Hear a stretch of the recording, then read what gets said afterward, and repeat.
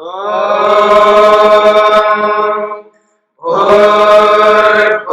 स्वः तत्सवितुर्वरेण्यं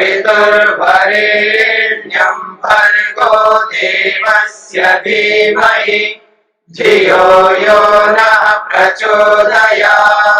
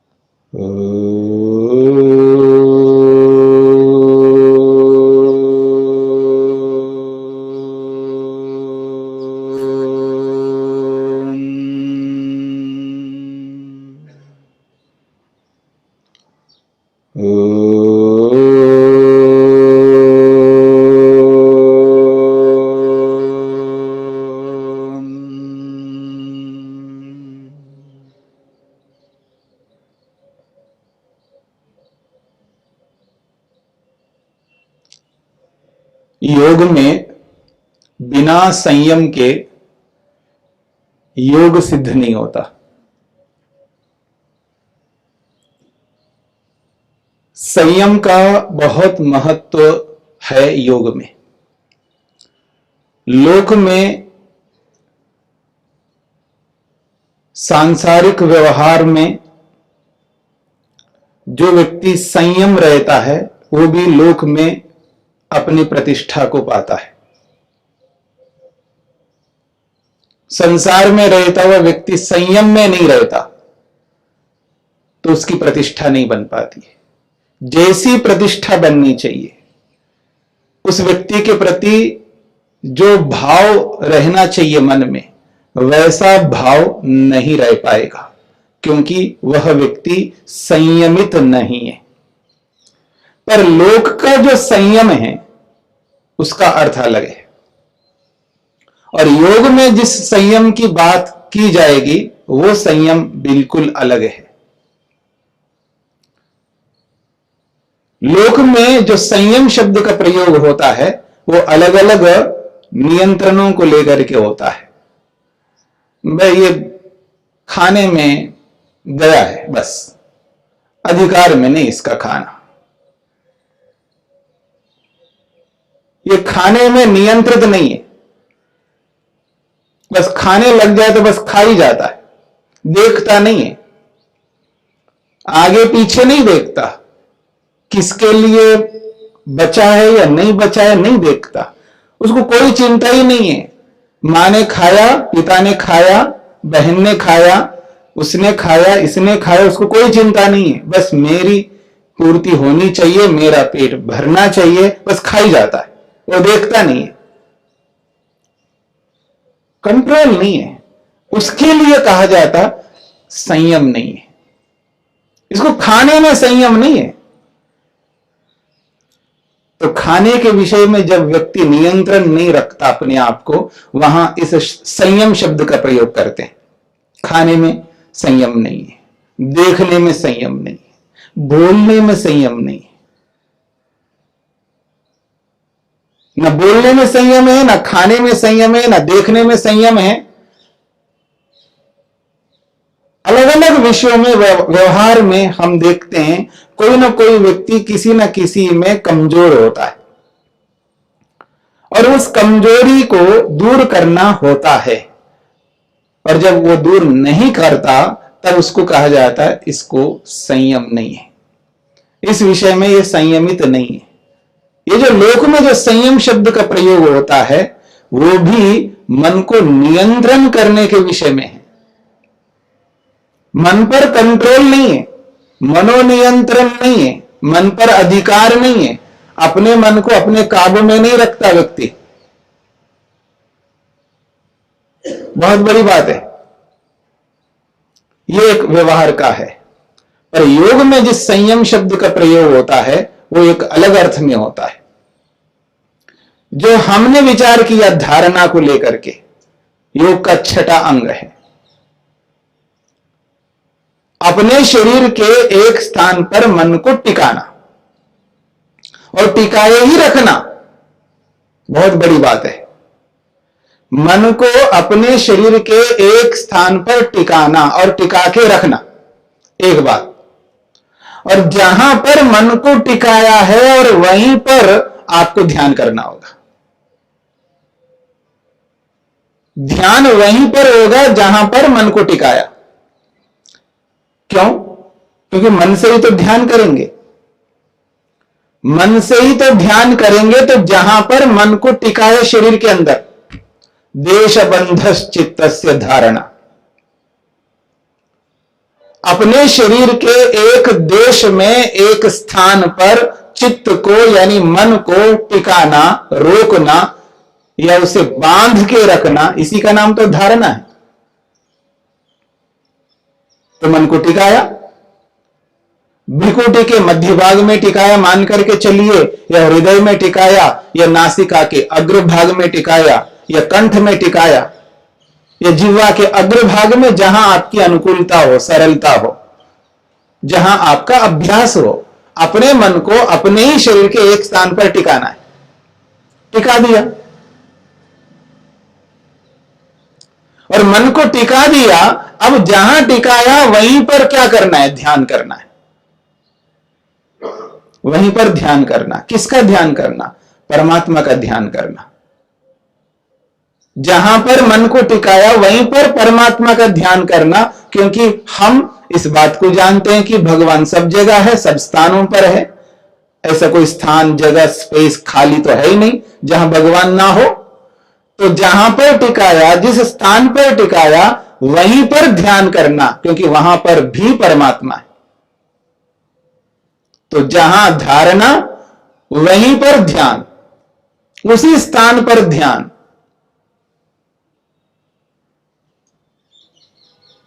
और ऋषि कहते हैं वहीं पर समाधि लगेगी। जो हम चर्चा कर रहे हैं, तदेव अर्थमात्र निर्भासम स्वरूप शून्यम इव समाधि। जिस धारणा स्थल पर ध्यान चल रहा है, वही ध्यान जो शाब्दिक रूप में चल रहा है, शब्द ज्ञान के अनुरूप चल रहा है, शास्त्र के अनुरूप चल रहा है, ईश्वर के बारे में जो हमने शास्त्र के माध्यम से जाना, वेद के माध्यम से जाना, दर्शन उपनिषदों के माध्यम से जाना, ब्राह्मणों के माध्यम से जाना, चाहे वेद से या उपवेद से या ब्राह्मण से या वेदांगों से या वेद के उपांगों से या उपनिषदों से या किसी भी ऐसा शास्त्र जिसके माध्यम से भगवान के स्वरूप को हमने जाना, वो जो जानना है वो शाब्दिक है, वो शब्द के माध्यम से जाना है। अथवा इस पूरी सृष्टि को देख करके, सृष्टि के क्रम को देख करके, सृष्टि की संरचना को देख करके हम कुछ ना कुछ अनुमान करते हैं। किसी भी वस्तु को जब व्यक्ति देखता है, केवल वस्तु को ही नहीं देखता, वस्तु की कृति को नहीं देखता, वस्तु की संरचना को नहीं देखता, उस संरचना के पीछे उस संरचनाकार को देखता है, उसको बनाने वाले को भी देखता है। केवल वस्तु को नहीं देखता, वस्तु को बनाने वाले को भी देखता है, क्योंकि दिखाई नहीं दे रहा है। वस्तु को बनाने वाला वह दिखाई नहीं दे रहा है, पर देखता है कि वो कौन है, समझता है। किसके माध्यम से? उस वस्तु के माध्यम से। वस्तु तो प्रत्यक्ष है, लेकिन उस वस्तु को बनाने वाला प्रत्यक्ष नहीं है, लेकिन उसको यह बोध रहता है, यह ज्ञान रहता है कि इसका बनाने वाला कोई ना कोई है,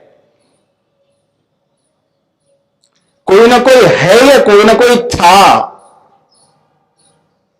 यह बोध तो व्यक्ति को होगा। तो इस पूरी सृष्टि को देख करके, सृष्टि की संरचना को देख करके व्यक्ति को यह बोध होता है, कौन है ऐसा।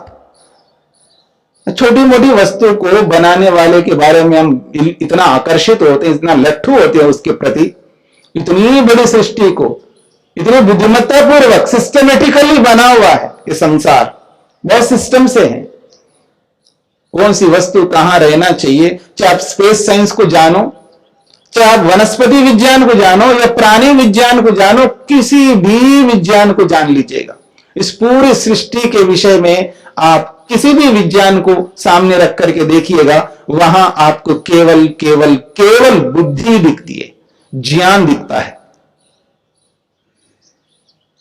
बुद्धिपूर्वक ही आपको संरचना दिखाई देगी, और जहां बुद्धिपूर्वक क्रिया होती है वहां कोई ना कोई बुद्धिमान होता है। इसका जो बोध है ये अनुमानिक है। तो जब व्यक्ति ध्यान में बैठ करके या तो अनुमानिक ज्ञान से युक्त होता है या शाब्दिक ज्ञान से युक्त होता है,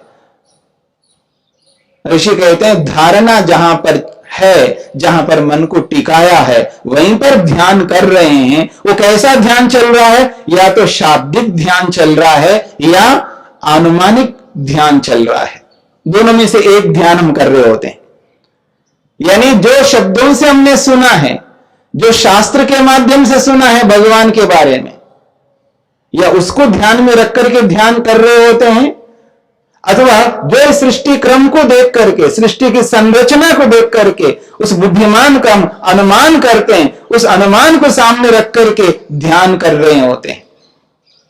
तो धारणा और ध्यान जहां पर चल रहे हैं वहीं पर समाधि लगेगी, उसी स्थान पर लगेगी, याद रखना। जहां पर धारणा बनाई वहीं पर ध्यान और वहीं पर समाधि, तीनों एक स्थान पर होने चाहिए। जहां धारणा वहीं ध्यान, जहां ध्यान वहीं समाधि। ये जो तीनों एक ही स्थान पर हो रहे हैं, एक ही देश में हो रहे हैं। कई बार आदमी को लगता है कि आत्मा कहां रहता है, आत्मा कहां रहता है, शरीर में आत्मा कहां रहता है, कहां रहता है, बहुत प्रश्न आते रहते हैं। समाधि लगाएंगे तो पता लग जाएगा, समाधि लगाएंगे तो पता लग जाएगा, वहीं पर तो है। समाधि लग किसकी रही है, आत्मा को तो समाधि लग रही है, और जहां धारणा चल रही है वहीं ध्यान चल रहा है, तो वहीं समाधि लग रही है। यानी वहीं पर आत्मा का दर्शन हो रहा है, परमात्मा का। करने वाला कौन है, आत्मा है, वहीं से तो हो रहा है, वहीं तो आत्मा है।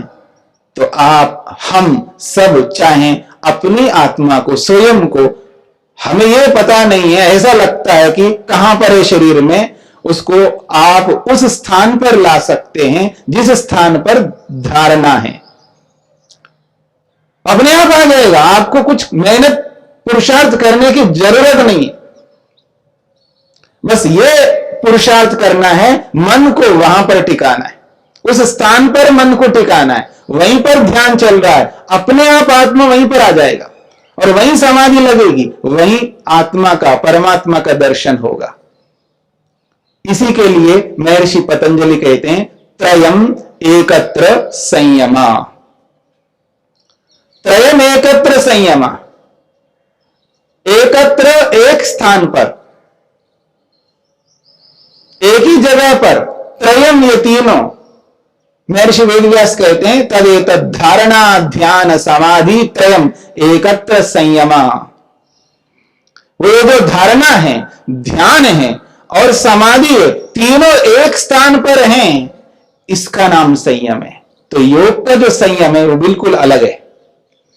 संयम किसे कहते हैं, जहां धारणा, जहां ध्यान, जहां समाधि, ये तीनों एक जगह पर विद्यमान हैं, ये तीनों एक स्थान पर चल रहे हैं, उसका नाम संयम है। ये संयम लौकिक संयम से सर्वथा भिन्न है, अलग है। खाने में संयम, खाने में नहीं, अंतर नहीं है, वो अलग ही बात है। लोक का संयम बिल्कुल अलग बात है, वो भी लौकिक संयम है, उसको संयम नहीं है ये नहीं कहना चाह रहा हूं, वो भी संयम है, पर लोक का संयम अलग प्रकार का, लेकिन योग का संयम अलग प्रकार का है और बहुत महत्वपूर्ण है ये। ऐसा संयम जो व्यक्ति करेगा, जो भी करेगा और जब कभी करेगा, तब समझ लेना उसका जो प्रयोजन है वो पूरा हो सकता है इस संयम से। हमारा जो प्रयोजन है, मनुष्य जीवन का जो लक्ष्य है, मनुष्य जीवन का जो उद्देश्य है वो तब पूर्ण माना जाएगा जब वो इस संयम को सिद्ध करेगा। और जिस दिन सिद्ध करेगा समझ लेना उसी दिन उसका प्रयोजन पूरा होने वाला है। अगर ऐसा नहीं करता है तो समझ लेना वो अभी अधूरा है, अपूर्ण है, वो पूर्ण नहीं हुआ। आपने कभी देखा है कि स्वामी दयानंद सरस्वती जी ने अपने ग्रंथों में जगह जगह लिखते हैं पूर्ण विद्वान, लिखते हैं ना, हर जगह पूर्ण शब्द का प्रयोग करते हैं। वो जो पूर्णता है ना वो इसी से आती है, इसी संयम से वो पूर्णता आती है। वो संयम नहीं है तो पूर्ण कभी नहीं बन सकता।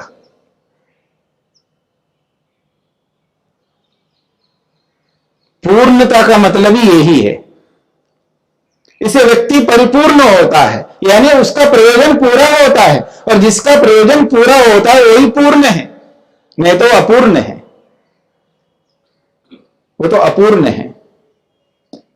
और जो व्यक्ति लोक में इन संयमों को अपनाता है वही इस योग वाले संयम को कर पाएगा, याद रखना।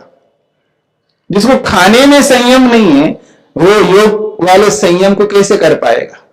जिसको देखने में संयम नहीं है वो इस योग वाले संयम को कैसे कर पाएगा? छोटा सा काम नहीं कर सकता तो इतना बड़ा काम कैसे कर सकता है? इस बात पर ध्यान देना है हमको। कई बार लोग समझते हैं ये तो ऐसे ही जी, बस मेरी आदत है, क्या करूं, इसी आदत से मजबूर हूं, बाकी सब ठीक है। वो कहता है बस इसको छोड़ दीजिए, बाकी सब ठीक है, बड़ा बड़ा काम करता हूं मैं, हाँ बहुत बड़ा बड़ा काम। अरे भले आदमी, ये बड़ा बड़ा जो काम करते हो ये छोटा काम क्यों नहीं कर पा रहे हो? जो आदमी बड़े बड़े काम कर सकता है छोटे काम क्यों नहीं कर रहा है? इस छोटे काम में संयम नहीं है तो मैं कैसे स्वीकार करूं आप में बड़े काम में संयम है? अब शारीरिक संयम तो नहीं कर सकते हो तो मानसिक संयम कर रहे हो ये कैसे मानो मैं? शरीर को तो संयमित नहीं रख पा रहे हो तो अपनी वाणी को कैसे संयमित रखते होंगे?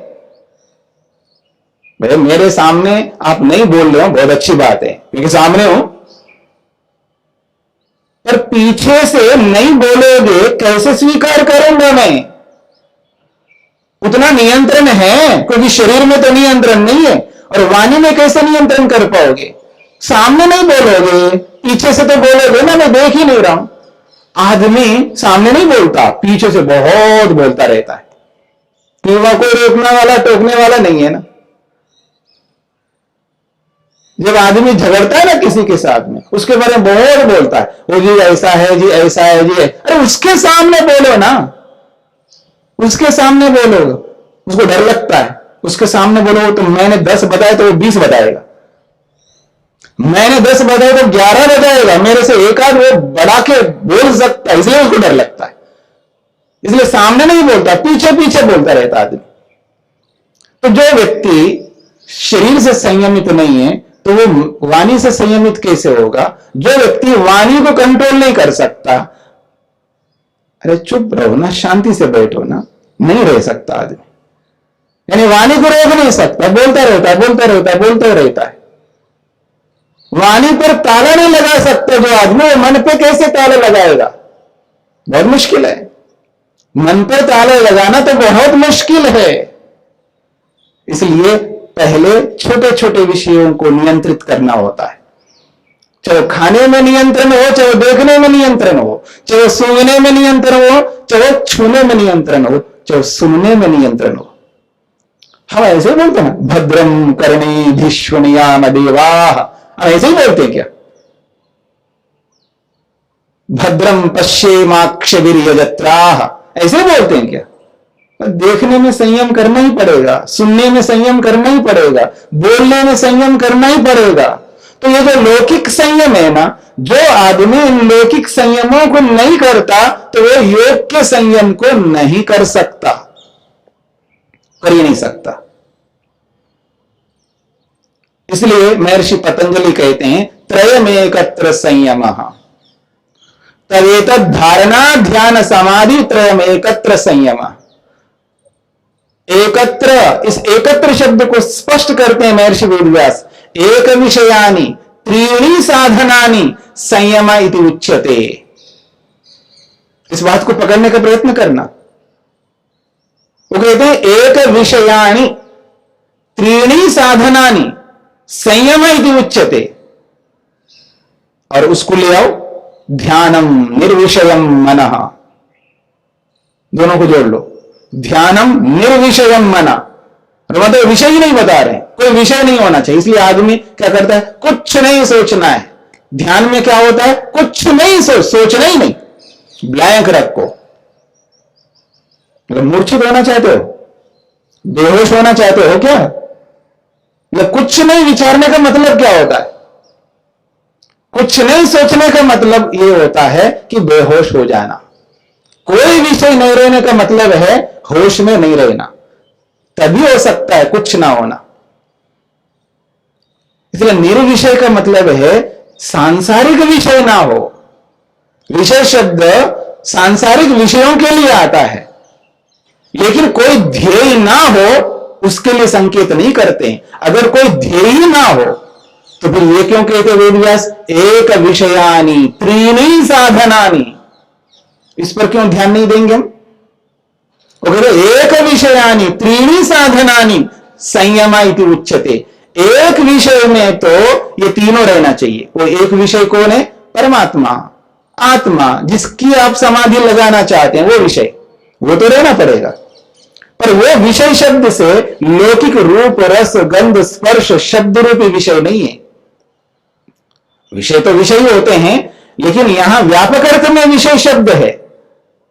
एक विषयानि त्रीणि साधनानि, ये जो महर्षि वेदव्यास कहना चाहते हैं, यह विषय शब्द व्यापक अर्थ में है, यौगिक अर्थ में है। कोई एक ध्येय को सामने रख करके बोला जा रहा है। और महर्षि कपिल ने जो बोला है ध्यानम निर्विषयम मना, वहां विषय शब्द रूढ़ी अर्थ है। तो कहीं शास्त्र में शब्द के तीन प्रकार के अर्थ लिए जाते हैं। कहीं रूढ़ी अर्थ लेते हैं, और कहीं योगरूढ़ अर्थ लेते हैं, कहीं यौगिक अर्थ लेते हैं। तो यहां पर एक विषयानि त्रीणि साधनानि, या विषय शब्द वो रूढ़ी अर्थ वाला विषय नहीं है। इसलिए मीमांसा दर्शन बनाया गया है। मीमांसा दर्शन इसलिए बनाया गया है, कहां किस शब्द का, किस वाक्य का, किस पंक्ति का, किस पैराग्राफ का, किस पेज का, किस पुस्तक का, कहां कब कैसा अर्थ लेना चाहिए, इसी के लिए मीमांसा दर्शन है। मीमांसा दर्शन और किसी के लिए नहीं है। वो वाक्यार्थ को बताने वाला है, वाक्य के अर्थ को कैसे समझो इस बात को समझाने वाला मीमांसा दर्शन बहुत बड़ा दर्शन है। इसलिए कहते हैं त्रयम एकत्र संयम, एकत्र एक विषयानि त्रीणि साधनानि संयम इति उच्यते। एक विषय में तीनों एक साथ हो। एक विषय क्या, एक ध्येय है वो जिसका हम ध्यान कर रहे हैं, जिस परमात्मा को हमने विषय बनाया है, जिस परमात्मा को हमने ध्येय का, ध्यान का आधार बनाया है, उस ईश्वर को आधार बना करके ही धारणा बनाई, उस ईश्वर को आधार मान करके ही ध्यान किया जा रहा है, उस ईश्वर को आधार मान करके ही समाधि लगाई जा रही है। वो विषय तो रहेगा, उसको हम हटा नहीं सकते। और महर्षि वेदव्यास कहना चाहते हैं तदस्य त्रयस्य तांत्रिकी परिभाषा संयम इति। ये जो संयम शब्द है ना, ये तांत्रिकी परिभाषा है। तंत्र का अर्थ होता है शास्त्र, तंत्र का अर्थ होता है शास्त्र, और इस शास्त्र में होने वाली जो बात है उसको शास्त्रीय कहते हैं। शास्त्रीय शब्द का प्रयोग आप करते हो ना, शास्त्र ने जो प्रतिपादित किया है, शास्त्र ने जिसको बताया गया है, उस विषय को शास्त्रीय कहते हैं। यानी शास्त्र में जो है, तो आप शास्त्रीय कहो या तांत्रिकी कहो, एक ही बात है। शास्त्रीय शब्द का ही शब्दांतर तांत्रिकी शब्द है। यह भाषा विषय का विषय है, यह व्याकरण का विषय है।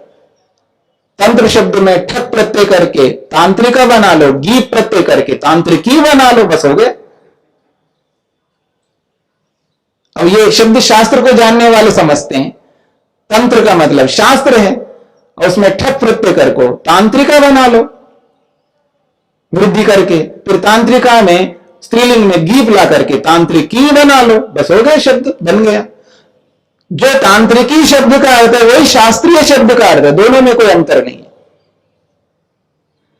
तो कहते हैं तदस्य त्रयस्य तांत्रिकी परिभाषा, ये तो शास्त्रीय परिभाषा है। यहां पर संयम शब्द, केवल योग शास्त्र में संयम शब्द का अर्थ यही होगा।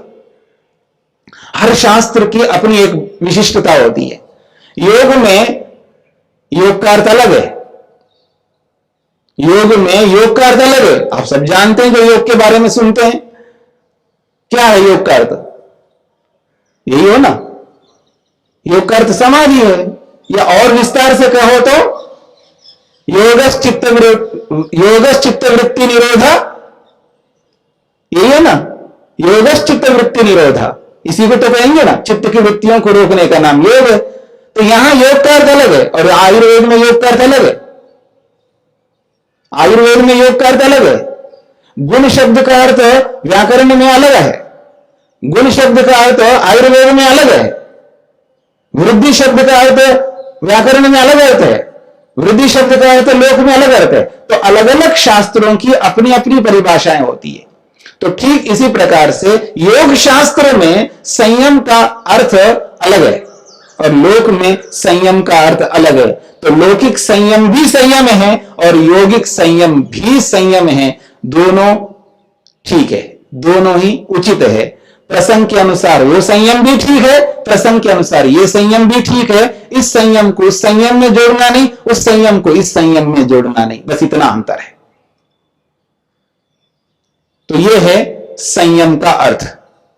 और ये जो संयम को जो व्यक्ति सिद्ध करता है उसका प्रयोजन पूरा होता है, वो मनुष्य जीवन के प्रयोजन को पूरा करने वाला होता है, वो व्यक्ति पूर्ण बनता है और वही व्यक्ति पूर्ण विद्वान कहलाता है और वही व्यक्ति पूर्ण ब्रह्मचारी भी कहलाता है।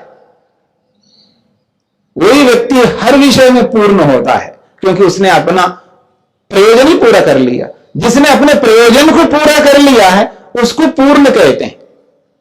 यह पूर्णत्व का अभिप्राय यहां पर। पूर्ण का अर्थ यह नहीं है कि आप अपनी ढंग से विचार कर लो।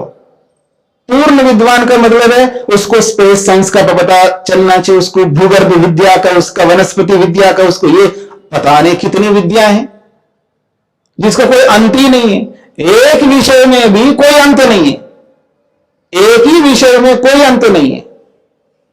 एक विषय के एक दिन में इतना विचार होता है, पूरी दुनिया में इतना विचार होता है, उन सबको अगर कागज में लिख दिया जाए ना एक दिन का, एक ही विषय के बारे में, मान लीजिएगा स्पेस साइंस के किसी एक तारा को लेकर के, किसी स्टार को लेकर के पूरी दुनिया में एक दिन में जो लोग उस विषय को जानने वाले जो विचार करते हैं और उसको अगर आप लिखित कागज में लाया जाए फिर उसको आप पढ़ने लगे, पूरा जीवन लगा दो तो भी नहीं पढ़ पाओगे। पूर्णता का मतलब यह नहीं है कि हर चीज को आप गेम करते जाओ और वो सब अपने मस्तिष्क में बिठा लो मन में, तब जाकर के आप पूर्ण होते हो। ऐसा पूर्ण कोई आदमी दुनिया में नहीं हो सकता, असंभव है। संभव नहीं है, असंभव है। पूर्णता का मतलब है प्रयोजन को जिसने पूरा किया है, जो प्रयोजन स्थापित किया है परमात्मा ने, सृष्टि जिसके लिए बनाई है, उस विषय में जो व्यक्ति उस विषय को पूरा करता है वही पूर्ण है। तो ये जो संयम है, त्रयम एकत्र संयमा, इसको जो व्यक्ति पूरा करता है वही व्यक्ति पूर्ण है। ये बात समझ करके हम अपने जीवन के उद्देश्य को पूरा करने के लिए मेहनत करते जाएंगे तो कभी ना कभी एक दिन ऐसा आएगा हम लोग भी संयमित हो जाएंगे, योग के संयम को जीवन में धारण कर लेंगे, हम लोग भी अपने प्रयोजन को पूरा करने वाले पूर्ण बन जाएंगे।